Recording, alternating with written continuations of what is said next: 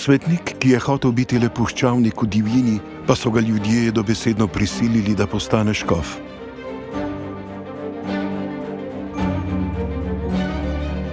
Sveti Gregor Nazijanški je bil pesnik in globok mislec, ki je sovražil hrupne množice.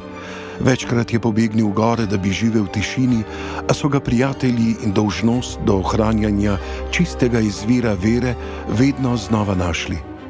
Ko je bila vera v Sveto Trojico najbolj ogrožena, je moral v prestolnico Konstantinopel.